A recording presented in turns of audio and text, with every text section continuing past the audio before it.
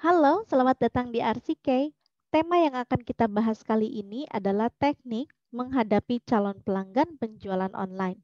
Untuk unit 1, pengenalan penjualan online atau e-marketing. Perkembangan jumlah pengguna internet mengalami peningkatan yang cukup signifikan. Saat ini, pangsa pasar internet di dunia, bahkan di Indonesia, memang sangat menjanjikan. Media online atau e-marketing merupakan pangsa pasar yang sangat besar bagi para produsen untuk meraup keuntungan. Banyak bermunculan berbagai macam pihak untuk membangun bisnis online atau e-marketing, mulai dari pemain kecil hingga pemain besar. Umumnya, para pemain kecil ini menggunakan media yang bertarif menengah ke bawah, bahkan gratis, bisa melalui blog, berbagai forum jual beli, dan sebagainya. Untuk pemain besar, umumnya mereka lebih memilih media berbayar menengah ke atas, bahkan forum dunia yang berisikan penjual dari berbagai negara. Media yang digunakan para penjual online ini tidak baku atau bisa dibilang tidak menutup kemungkinan mereka bermain di media mana saja. Untuk promosi penjual atau sales, alat-alat promosi yang terdiri dari 5 macam yaitu sebagai berikut. Yang pertama, periklanan.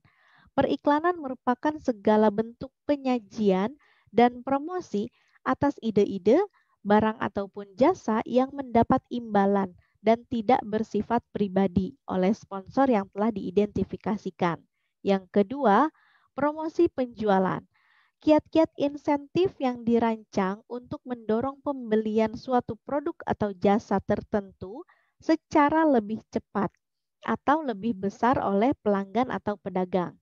Yang ketiga, hubungan masyarakat dan publisitas adalah suatu program yang dirancang secara beragam untuk mempromosikan dan menjaga kesan perusahaan ataupun produk sendiri. Yang keempat, penjualan personal adalah interaksi tatap muka dengan jalan membuat presentasi, menjawab pertanyaan, dan mendapatkan order.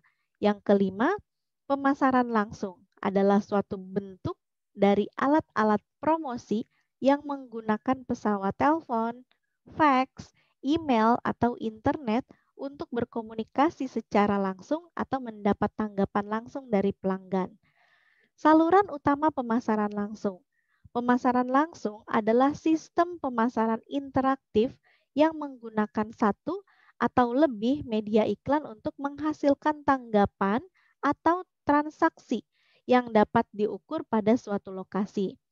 Saluran utama pemasaran langsung yaitu penjualan tatap muka, pemasaran direct mail, pemasaran melalui katalog, telemarketing, pemasaran melalui televisi, pemasaran melalui kios, dan saluran online atau e-marketing. Pemasaran melalui media online atau e-marketing merupakan suatu proses pemasaran yang menggunakan internet, di mana pelanggan dapat memperoleh informasi produk, melakukan transaksi jual beli, dan mempromosikan produk yang dibeli. Yang pertama, connectivity bisnis, berbasis layanan akses internet kepada pelanggannya. Yang kedua, konteks bisnis, memberikan layanan dengan berupa informasi dan hiburan. Yang ketiga, konten bisnis, memberikan layanan dengan basis berupa teks atau gambar sebagai inti bisnisnya. Yang keempat, communication layanan, komunikasi berbasis internet dengan menggunakan media interaktif. Yang kelima, community business, membangun komunitas digital dengan media message, board, web chat, penyedia webmail, dan sebagainya. Yang keenam, commerce model, bisnis yang melakukan aktivitas bisnis berbasis internet. Bagaimana dengan manfaat dan hambatan dalam melakukan transaksi online atau e-marketing? Yang pertama, untuk manfaat dalam melakukan transaksi online atau e-marketing yaitu pelanggan akan mendapatkan kemudahan. Pelanggan dapat memesan produk 24 jam sehari. Pelanggan tidak harus pergi berkendara, pelanggan tidak perlu mencari tempat memeriksa barang-barang. Penggunaan internet tergolong sangat mudah. Yang kedua, informasi. Para pelanggan dapat memperoleh setumpuk informasi komparatif tentang perusahaan, produk, dan pesaing tanpa meninggalkan kantor atau rumah. Yang ketiga, perbincangan yang lebih sedikit. Para pelanggan tidak perlu menghadapi atau melayani bujukan dan faktor-faktor emosional. Mereka juga tidak perlu menunggu dalam antrian untuk membayar belanjaannya. Bagaimana dengan hambatan dalam melakukan transaksi online atau e-marketing? Yang pertama, yaitu gangguan.